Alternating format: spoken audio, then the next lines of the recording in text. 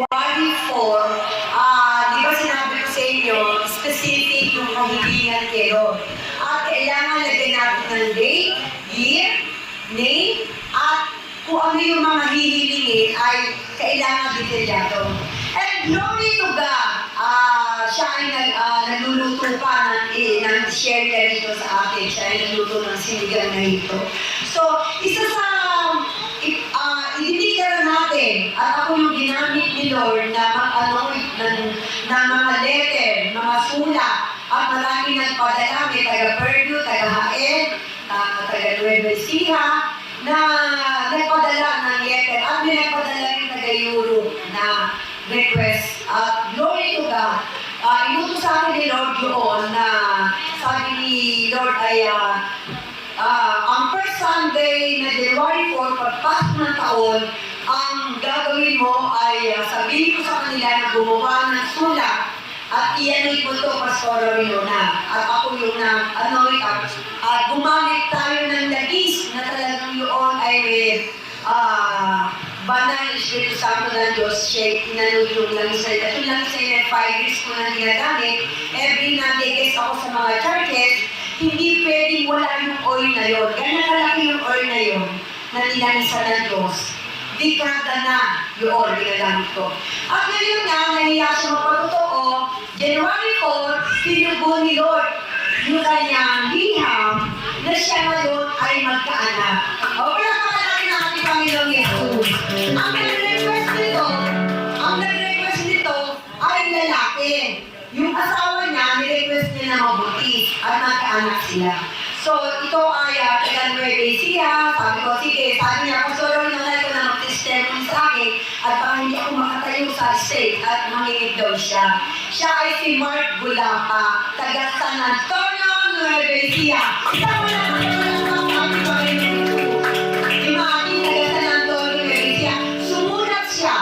at dahil yun ay inilanisan, nilehas si Pastor Winona at sinamahan ng banal na Espiritu Santo ng ating prayer at ginap agad. Ayan, baka mga pwede ka pumunta dito. Ayan, salamat Panginoon.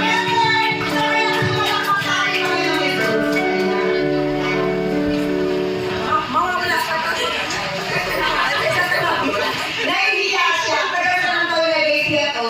At isa sa siya, kasi dapat aalis siya noon. Makikipaglibing siya. Ang sabi ko sa kanya, huwag kang umalis. Napaka-importante na inutos ni Lord sa akin na yun ay anointing service natin ng mga sugat. Huwag ka nakako muna makipaglibing, total naman, nakapaglamay ka na doon. E di sige, Pastor, hindi na ako pupunta. Aattend din ako ng Sunday service. Sabi ko, oops, aattend ka, pero yung letter na kailangan mo na i-anoint sa harapan ng altar, dalhin mo. At lahat ng request mo ay tutugunin ni Lord. And glory to God, mas inuna niya yung pag-attend. Ewan ko ba? Dahil totoo yun, pag inuuna mo si Lord, 100% may blessing ka. Kaya lahat na nanonood ng live, nasaan man kayong ibang bansa na yun, anumang parte, kung nanonood ka ng live na yun, importante yan. Bakit? The Word of God ay pagkain ng aming kaluluwa. At doon nagbibigay ng blessing. Paano ka biblisingan kung hindi ka nasanay magsimba? Paano ka biblisingan kung hindi ka nanonood ng mga live na Christian ministry ng mga hulog ka? Paano ka biblisingan kung hindi ka sanay umawit at magpapotoo? Dahil tayo ay nilikha niya, dapat meron tayo. At isa pa lang kasi malakpak, kay Mark Bulapa, kay Brother Mark Bulapa, siya po ay niluto ni Lord. Niluto ni Lord. O mahihayin naman. O magtago ka na lang sa akin. O magtago ka na lang. Kailangan boses mo. Ayan. Sige na, sige na. Sige na, kasi sulat mo yan. O sige, ako na nga. Ayan, nahiya siya. Pero at least, tuloy sa ito, ako magsasabi. Isinulat niya doon sa kanyang letter na inanoid ng Diyos ay yung biyayaan siya ng anak. At ngayon niya ay buntis na. Ilang weeks na? Wala pa, hindi pa alam. Hindi pa alam ko ilang weeks na. Pero ang mahalaga, positive. Amen po ba? Yun ang palapak sa ating Panginoong Yesus. Yun ang sinasabi ni Lord na ang man ang hilingin mo kapag yun ay will ng Diyos. Imagine, January 4, kailan ka tinugon? 3 weeks. Birthday ko, January 20. January 20, tinugod siya agad ni Lord. Imagine mo yun, 3 weeks lang. Nagkitay ba siya ng taon? Nagkitay ba siya ng buwan? Hindi, tinugod agad ni Lord. Kaya yung mga prayer nyo, please lang, ite-testimony nyo yan.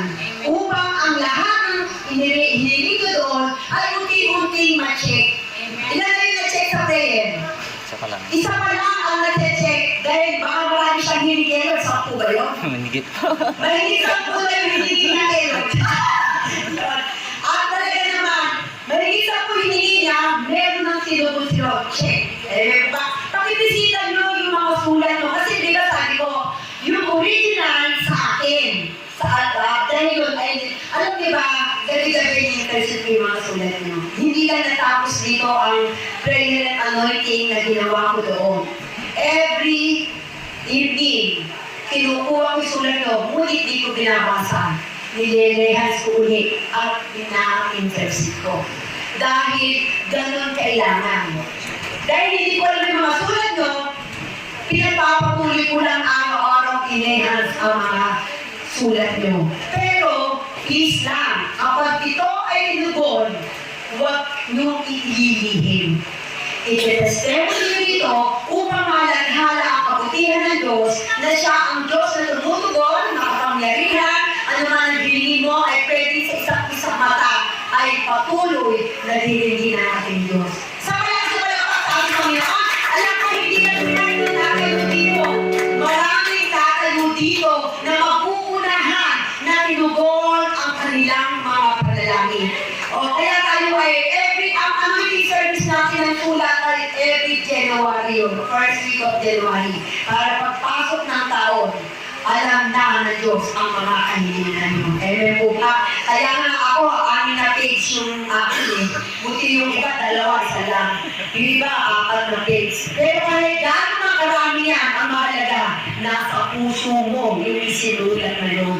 At alam ng Diyos kung kailan tutugunin niya. Year man niya, buwan man niya, o another year man niya, ang mahalaga, yun ay na-intercede at na-ipag-pray natin. Wait lang tayo, huwag tayo mahilig. Be positive. Isa pa lang pa, prayer mark. Kaya, ang kailangan ko, yung ibang prayer niya na 2 pa, 12 pa, 11 na lang yung tutugunin niya yun. Meron na siyang isang check. Ako naman, mapapatotoo, may natupad na rin sa akin. Kasi ang request ko doon, maging guru ako. Kasi nung hindi ako nakatapos na pag-aaral, naka-second year lang ako ng college, mali pa nga yung kurso ko, hindi teacher eh. Computer, secretary, nakinuha ko. Kasi ang nais ko nun, maging boss. Ang bala ko nun, pag naging secretary ako, mamamasukan ako dun sa company na ilan sa akin yung boss. Ngayon sa akin yung boss, ako yung magiging boss na, di ba? Parang sabi ni Lord, mali ang isip nito. Akitin pala yung may-ari ng company para maging boss. Kaya hindi natupad yun. Hindi natupad yung pagiging sekretary ko. Nilevel up naman ni Lord. At naging boss naman ako, po ba? Dahil binigyan ako ng Amazing One General Merchandising. At man naman ang tawag sa akin. Kaya natupad yung pagiging ma'am ko. Diba? At hindi lang lang sabi ni Lord. Susan naman, gusto mo tinatawag na magdadali na lang kita sa school. Amen? Dinala lang sa school. Nakakatuwa. 46 student nagmamang sa akin. Diba? Naman ko ituturo niya. Sige, sabi ko, Lord, grabe. Yung sinulat ko na ito maging teacher ako sa school, ang kagandahan pa nun, dinala ko sa public school. Sa President Corazon Tuaco Aquino Memorial High School. Isa mo lang ang malapang sa Panginoon. Ibig sabihin, meron ng check. May isa ng chinek sa akin si Lord. Kaya alam ko, meron mga chinek na sa inyo si Lord, kinaya na kayo tumayo eh. Sa akin gano'n na ha, ang pagiging gurong totoo. Yan. Wala akong swerte doon, volunteer lang ako doon. Sabi ko, Lord, okay lang kahit libre. Kahit ako madagdagan pa estudyante ko, 46 student eh. Kahit dali pa ako sa senior high o elementary, yung Huwebes, tatanggapin ko yan. Dahil ibinigay ko ang buhay ko kay Lord, yung Huwebes para sa Kanya. Kahit maging 4 na session pa yan, kahit libre yan, tatanggapin ko. Bakit? Yung may mga kilala lang na isang kaluluwa kay Lord. Ano sabi sa Bible? Libo-libong anghel ang tuwang-tuwa. So, iwan na natin kay Lord yun. Kaya sabi ko, Lord, ang 46 student na yan, I declare matabang lupa. Diba? Kaya ang sabi ko, siya magbibigay ng knowledge kayo siya sa akin. 46. 23 na kalalakihan, 23 na kababaihan. Third year high school. Ang edad nila, 14, 15, 16. Kaya sabi ko, kung dadalhin ako sa 17, 18, 19, tatanggapin ko. Kahit ang eskwelahan yan, kahit private yan. Basta Huwebes lang, full day pwede ko. Bakit? Binigay ko na yung Huwebes full day para sa kanya. Kaya hindi ko ipagtatanong yun. Ang mahalaga doon, kahit walang sweldo o bulitin ako, si Lord ang boss ko. Amen po ba? Yes, si Lord ang boss ko at bahala na siya magpasweldo sa akin. Si Lord, sa iyo lang ako maglilingkod. Ayan. At kaya, ang maglilingkod masaya. Ayan. Yun na, dalawa na kami ng testimony. I hope sa Sunday meron mag-testimony na kahit maliit na bagay na tinugunan ng Diyos, ay i-testimony yan. Pag marunong kang magpasalamat at magpatotoo, padadamihin ni Lord. Sabihin sa katabi mo, padadamihin ni Lord ang mga katutuon nyo. Upang sinong maluwalhati ang kapangyarihan at mapupurihan ang kabanalan ng ating Panginoong Hesus. Yun na naman ang kailangan natin bilang mga nilikha niya. Huwag siyang ikahiya. Kung paano sa pungkete ngayon pinagaling, isa lang ang bumalik.